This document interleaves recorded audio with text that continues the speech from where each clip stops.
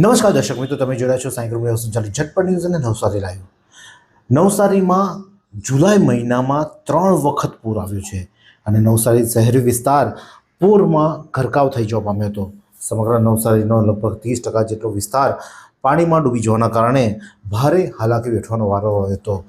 જો એક પૂર ના શમ્યું હોય ત્યાં બીજું પૂર, ને બીજું પૂરના જો સાફ સફાઈ ન થાય ત્યાં સુધીમાં ત્રીજું પૂર આવી જતાં જનજીવન અસ્તવ્યસ્ત બન્યું હતું. ત્યારે આજે પૂરની પરિસ્થિતિ સર્જાઈ હતી. ત્યારબાદ આજે પાણી ઉતરી જતાં નવસારીના જિલ્લા કલેક્ટર મનીષ ગુરવાની દ્વારા પૂરગ્રસ્ત વિસ્તારોની તેઓ દ્વારા વિવિધ વિસ્તારોમાં જવામાં આવ્યા હતા અને તેમને વિસ્તારોની મુલાકાત લીધી હતી. તેમાં સૌથી પહેલાં તેઓ દસેરા ટેકરી ખાતે પહોંચ્યા હતા અને દસેરા ટેકરી ખાતે વિવિધ વિસ્તારોની તેમણે મુલાકાત કરી હતી. શાળામાં જ્યાં લોકોને રાખવામાં હતા ત્યાંની મુલાકાત કરી હતી અને ત્યારબાદ તેઓ નવસારીનો સૌથી નીચો વિસ્તાર એટલે કે ભેસદ ખાડા, જ્યારે પૂર્ણા નદીમાં જળ સપાટી વધે એટલે ભેસદ ખાડામાં સૌથી પહેલાં પાણી આવે, ત્યારબાદ દસેરા ટેકરી રેત રાહતમાં આવે છે. આમ દસેરા ટેકરી વિસ્તારના મુલાકાત બાદ તેમણે ભેસદ ખાડા ખાતે પણ મુલાકાત લીધી હતી અને ત્યાં પણ લોકો સાથે વાતચીત કરી હતી અને ભેસદ ખાડા ખાતે પણ જે પૂરગ્રસ્ત હતા તેમાં હાલમાં શું સ્થિતિ છે અને શું જરૂરિયાત છે તે અંગે પણ તેમને ચર્ચા વિચારણા કરી હતી. તો ત્યારબાદ તેઓ પહોંચ્યા હતા કાશીવાડી વિસ્તારમાં, જેના કોર્પોરેટર પણ ત્યાં સાથે હતા અને તેઓએ પણ સમગ્ર પૂર સમયે શું પરિસ્થિતિ હતી અને અત્યારે હાલમાં શું પરિસ્થિતિ તેનો તાત આપ્યો હતો અને સાથે જ જે પૂરગ્રસ્ત વિસ્તારો હતા તેની મુલાકાત લેવડાવી હતી. ત્યાં અલગ અલગ વિસ્તારોમાં તેઓ ફર્યા હતા અને જે તે અધિકારીઓ સાથે પણ જરૂરી સૂચનાઓ જે આપવાની હતી સૂચનો પણ તેમણે કર્યા હતા. આ રીતે તેઓએ કાશીવાડી વિસ્તારની મુલાકાત લીધી હતી અને ત્યાંના જે સ્થાનિક કોર્પોરેટર આસિફ બરડાવાલા પણ ત્યાં હાજર રહ્યા હતા. તો ત્યારબાદ તેઓ પહોંચ્યા હતા શાંતાદેવી રોડ અને મિથિલા નગરી જેવા વિસ્તારોમાં તેઓ ફર્યા હતા.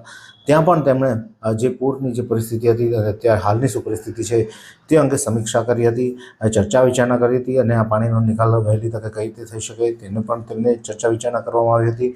અને ત્યારબાદ તેઓ પહોંચ્યા હતા બંદર રોડ ખાતે. નવસારીના બંદર રોડ વિસ્તારમાં પણ સૌથી વધુ સમય પાણી રહ્યું હતું અને નીચાણવાળો વિસ્તાર હોવાથી ત્યાં લોકોના ઘરોમાં પાણી ભરાયા હતા અને લોકો ભારે હાલાકી વેઠવા મજબૂર બન્યા હતા, કારણ કે સૌથી છેલ્લું પાણી પણ ત્યાંથી ઉતર્યું હતું, જેથી ત્યાં કાદવ કીચડનો પણ પરિસ્થિતિનો તેમને જોઈ અને સમીક્ષા કરી હતી અને કહ્યું હતું કે આનો નિકાલ વહેલી તકે કરવા માટે પણ તેમણે સૂચનાઓ આપી હતી. ત્યારે આ પ્રસંગે નવસારી જિલ્લા કલેક્ટર મનીષ ગુરવાની શું કહે છે આવો સાંભળીએ. આ જુલાઈ મહિનામાં 3 વખત નવસારી જિલ્લાને કપરી પરિસ્થિતિ, પૂર જેવી પરિસ્થિતિનો સામનો કરવો પડ્યો. એમાં આપણા ખૂબ પરિવારો અસરગ્રસ્ત થયા. લગભગ 38,000 કુટુંબોને આપણે કેશ ડોલ આપ્યા, 30,000 જેટલા કુટુંબોને આપણે ઘરવખરી સહાય આપી અને પછી જે 2 દિવસ પહેલાં જે વરસાદ થઈ એમાં જે અસરગ્રસ્ત વિસ્તારો છે આજે કમિશનરશ્રી સાથે આ તમામની સ્થળ મુલાકાત કરવામાં આવી રહી છે. સફાઈનું કામ કોર્પોરેશનની ટીમ દ્વારા અને સમગ્ર જિલ્લામાં પંચાયતો થકી કરવામાં આવી રહ્યું છે. સફાઈની કામગીરીનું પણ નિરીક્ષણ કરવામાં આવ્યું છે. इतने सारे मुखवास, यही सोच रहे हो ना आप? रिफ्रेश के पास है मुखवास की बड़ी रेंज. सर्च करो, क्लिक करो, लाइफ को रिफ्रेश करो. તો જિલ્લા કલેક્ટર મનીષ ગુરવાણીએ પૂરગ્રસ્ત વિસ્તારોની મુલાકાત લીધી હતી અને જે તે સમીક્ષા કરવામાં આવી હતી. તેમની સાથે પ્રાંત અધિકારી જનમ ઠાકોર પણ સાથે હતા તેમજ એનએમસી કમિશનર જયેશ ઉપાધ્યાય પણ તેમની સાથે હતા. તો નવસારી મહાનગરપાલિકાના ડેપ્યુટી કમિશનર જેવી વસાવા અને વાસાણી પણ તેમની સાથે આ સમગ્ર પૂરગ્રસ્ત વિસ્તારોની મુલાકાત લીધી હતી. અનેક અધિકારીઓને સાથે પણ રાખવામાં આવ્યા હતા અને આમ આજે જિલ્લા કલેક્ટર પોતાના રવિવારના દિવસે રજા હોવા છતાં પણ તેઓએ પૂરગ્રસ્ત વિસ્તારોમાં ફરી અને સમીક્ષા કરી હતી અને જરૂરી સૂચનો પણ કર્યા હતા.